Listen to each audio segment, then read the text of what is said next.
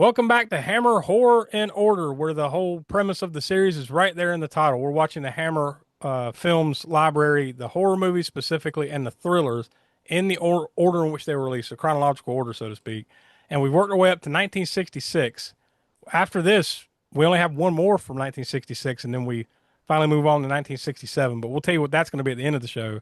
But today we're here to talk about The Reptile, which came out in the UK March 6th of 1966, and then exactly a month later in the United States on April 6th of 1966.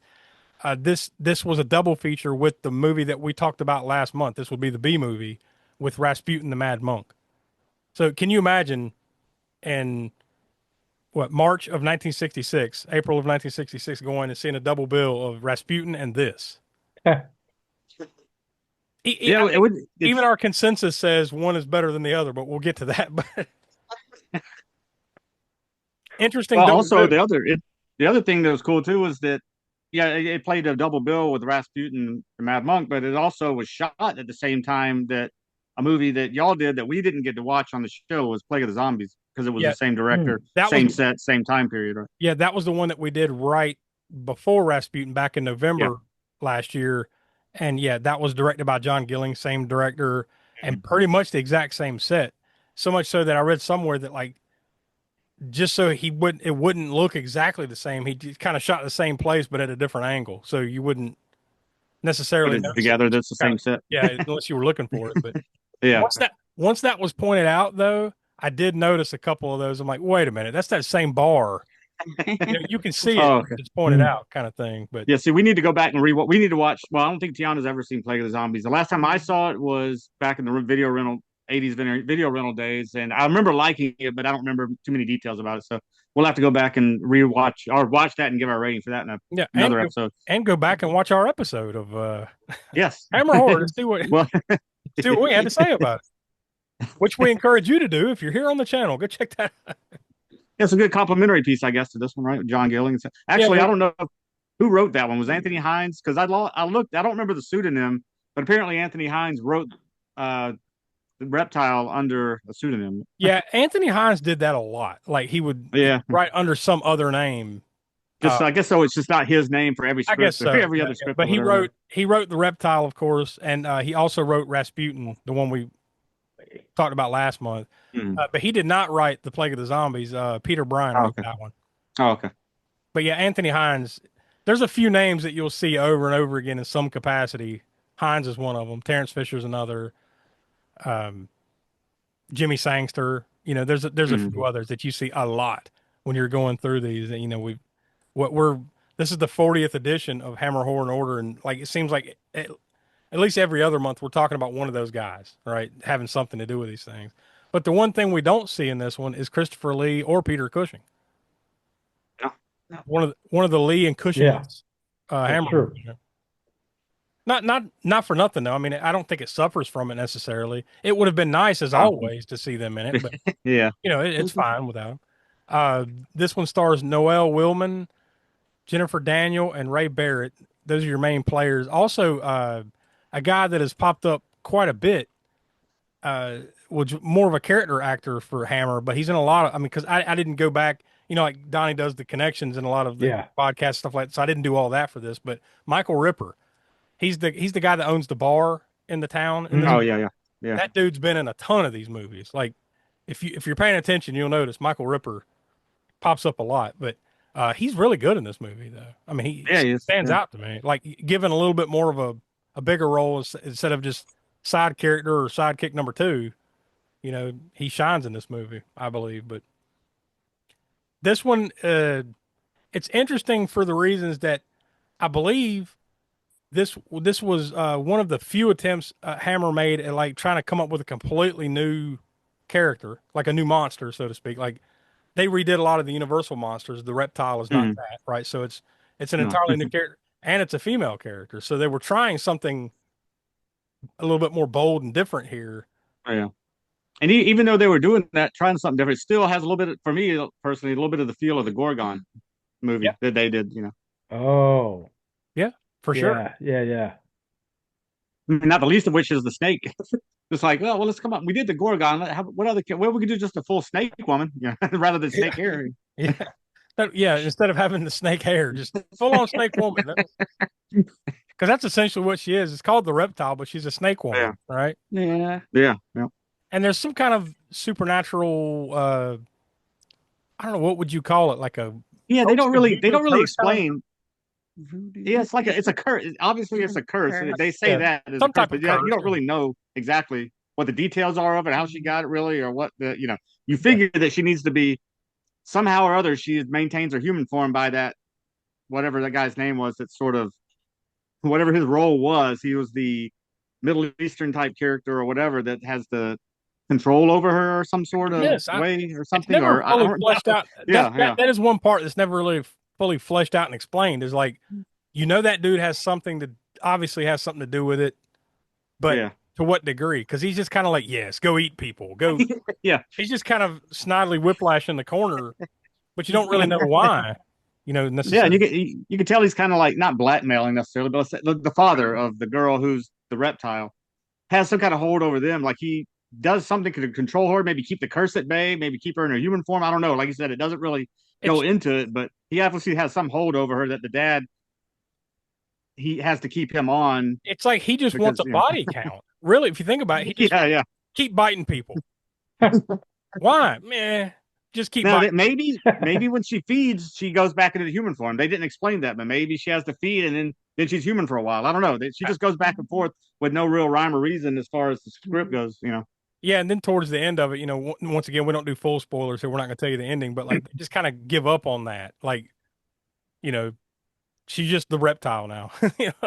There was one part of the movie that I kind of resonated with, Mm. and without giving anything away, like no spoilers, like you said. um, excuse me. It was the part where they're in the, I guess, the dungeon or whatever, where the reptile is basically in this sack, and like this little sack or whatever, and the Oh yeah, reptile just like kind of, towards the end, right? yeah, it's Yeah, near yeah. the end, and kind of uncovers its face and then covers back up. It's almost like your mom going in to wake you up to catch the bus, and then you're like 5 more minutes, and then Yeah. you go back to sleep. That's Except exactly what I thought of. except in her case, like, bring me somebody to bite. No. Yeah, It, yeah, that's there was that one was bit really of cool too. inconsistent logic with the bite thing, though, a little bit, where like most people that just got bit, like they're instantly like they start turning green and purple and frothing at the mouth. Yeah. But then the main guy gets bit, and like I guess she didn't bite him enough, so like he's able to kick out.